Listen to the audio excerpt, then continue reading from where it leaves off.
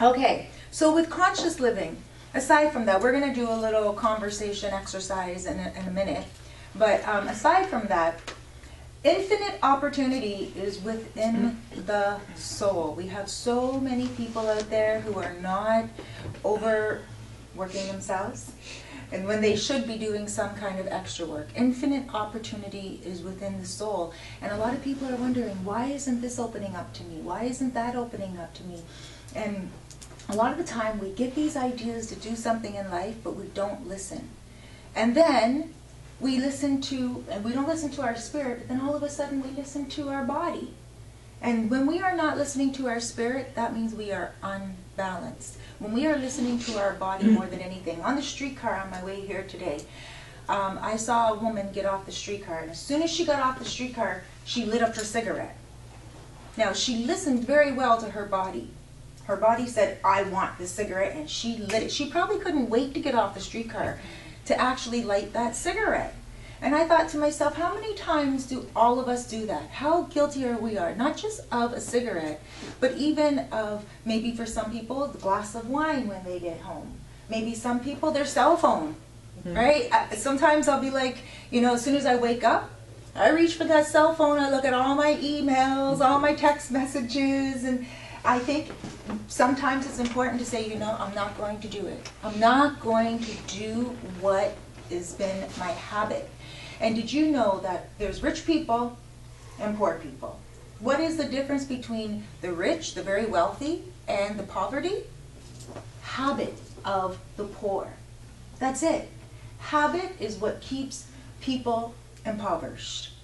I learned that many years ago, and so after that, when I have a habit, I immediately pull back from it. When I see myself doing something that is habitual, it doesn't matter what it is. Even if it's something very innocent, like drinking water at 2 o'clock every afternoon, I will say to my body, no, you are now trained to drink that water at 2 o'clock. I'm going to train you to drink it today at 3.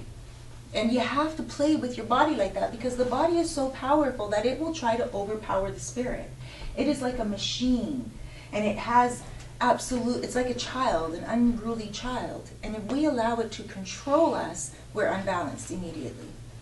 My life is not a bad life. I'm not a bad person. I don't think I do anything that people would question. That people wouldn't be like, oh my God. I mean, we all do something that people would question. Obviously, I'm not that innocent, right? But, I mean, overall, you know, I'm not bringing all kinds of men up in my apartment and sleeping with a new man every night, and my son, you know, seeing all these men come in and out my house and stuff. You know what I'm saying? Like, I live a pretty cool lifestyle. However, it is important at times to change up the lifestyle. And I know when I'm doing it, because even my dogs, and even though I've only had music for like a month now, and magic for 2 years, my dogs will look at me. And they'll be like, what's up with this? Like, you know, you're showering today at 4 o'clock in the morning, it's not 6 o'clock in the morning, you know, and they notice it right away. So it's important to change up the human mind's routine every now and again in order for the spirit to take control. You do it in order for the spirit to take control. Okay? When you limit yourself, you are actually allowing your body to take control. When we allow our body to take control, we do not live up to our fullest ability, period. And we are not being conscious. We are not listening to God's wishes for us. So here's some tips on how to let go of the desires of the body. Okay? First tip, be thoughtful, be mindful. Think about what you are doing while you're doing it.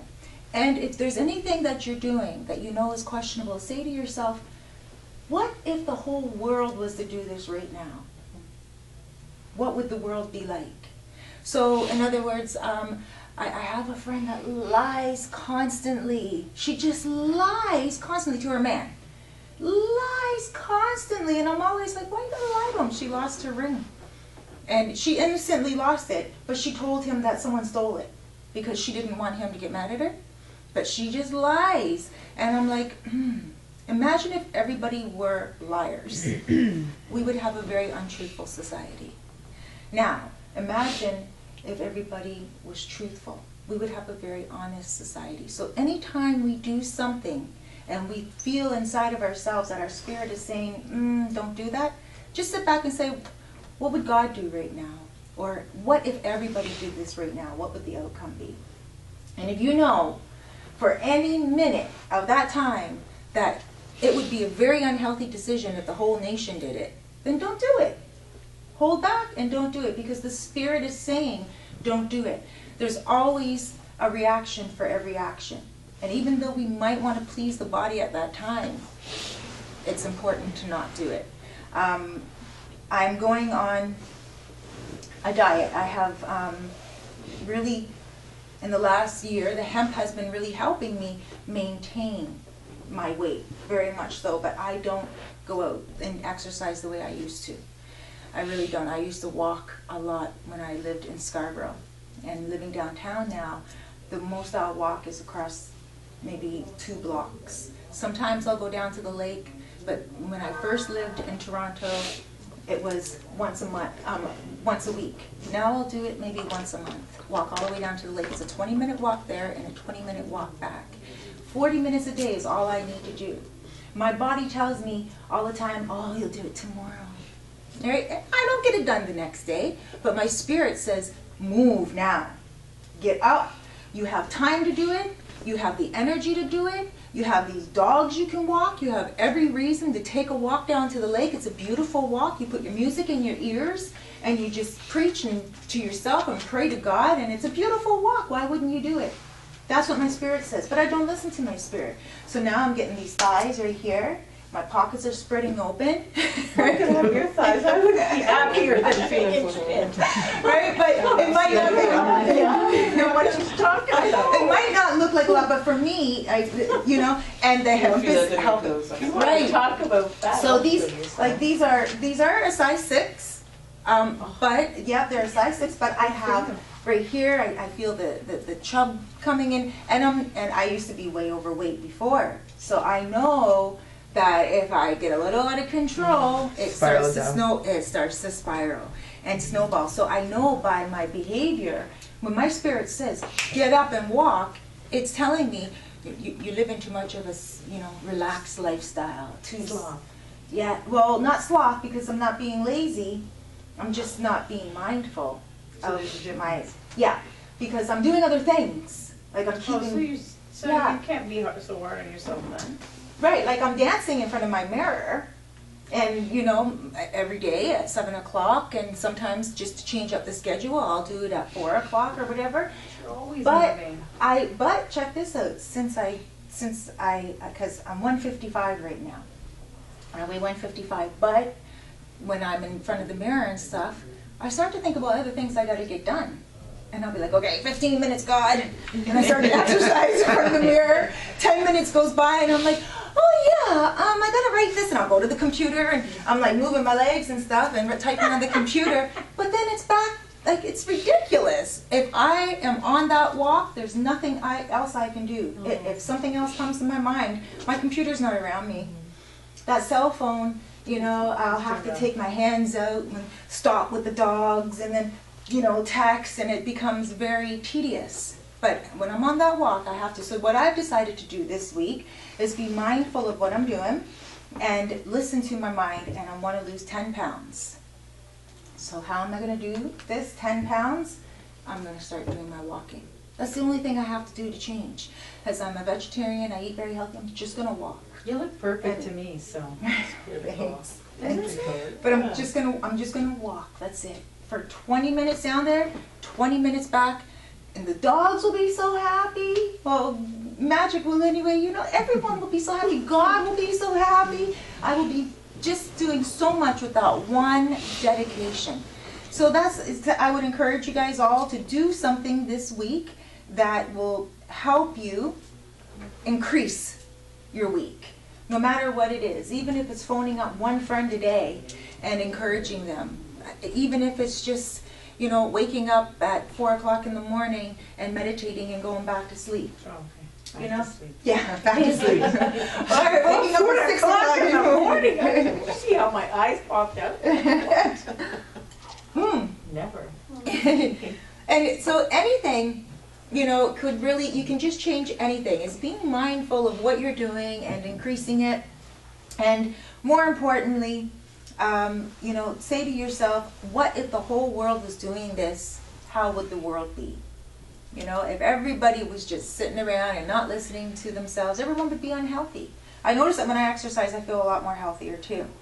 So another way we can become conscious is by being considerate. Treat people in a way that is pleasing to God. Treat people in a way that you want to be treated. And not only that, when we exercise consideration, what does it say about our minds? When someone is considerate to somebody else, I know a lot of people, okay, when someone else is considerate to someone else, like let's say we're on the streetcar or the subway or something, and there's an elderly person that's coming on, and there's a young person sitting there, and they get up and they're like, oh, here, you know, have a seat, sit down. We would say, wow, that young person is very nice. We would all say that. But even to take it to a level higher, I look at them and I'm like, they're very smart. Their mind beats at a high vibration. For them to be conscious of someone coming on, them having to get up, they're probably a very intelligent person as well. It's not the only thing that they do nice. They probably think about their future quite a bit. You know, there's always something about a very considerate person. You know, of course there's some people, and today, for instance, on my way here, there was one little bench. And this woman, she was sitting on it, and she had her bag on the seat next to her, right? Just sitting there, like she was the only one in the subway, you know, just right there, the only one on TTC. And I didn't want to sit down, but I thought to myself, Cerise, be mindful of not doing that yourself. And learn from that situation, because if my bag can't go on my lap, then it's going to go on the floor. And that's it, you know, or even like when people put their animals on seats and stuff like that, and the animal is just walking all along the ground. It's like putting your feet up on the seat. I have dogs, I would never allow them to sit on a seat on the subway or on the streetcar or on a bus or anything of that nature. I don't think it's very cool. So we have to be mindful of these things always. Children, I love children, you know. The other day I was going down the escalator at Loblaws with Tyree. And there was this little boy going up the escalator, and he was all by himself, and I guess he was going to be meeting his friend at the top, and he was like maybe about 10. And I saw him going, like this, right? And I was like, that is so cute. Like, he's going up, we're going down, and I'm staring at him, and I'm thinking, what if that was a human, like a big adult, and an adult was on the escalator going, oh yeah, my friend's at the top, I'm going to get off. I was like, Tyree, imagine if that was an adult. And Tyree just like, Tyree's like, Mom, your imagination is just like, why would you even think that? So that innocence is taken away. But then, when I look at it, I'm like, it's good too, because our brains mature after a while. That amygdala inside, again, that amygdala word at the front of our brain that's almond-shaped, the frontal cortex, that's responsible for judgments, actions, and reactions, that matures after a certain age 28, I believe it is.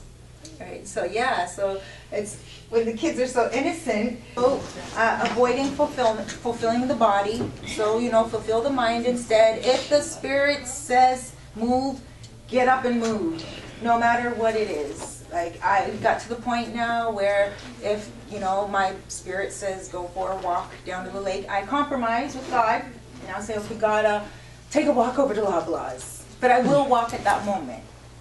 But now I really need to be diligent, and again, ladies, what I'm going to do is start walking down to the lake. Self in discipline mode, and commit your mind to action.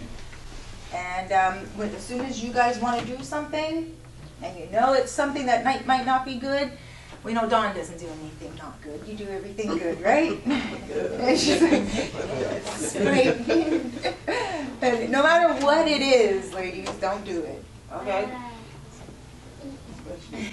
Especially the kids.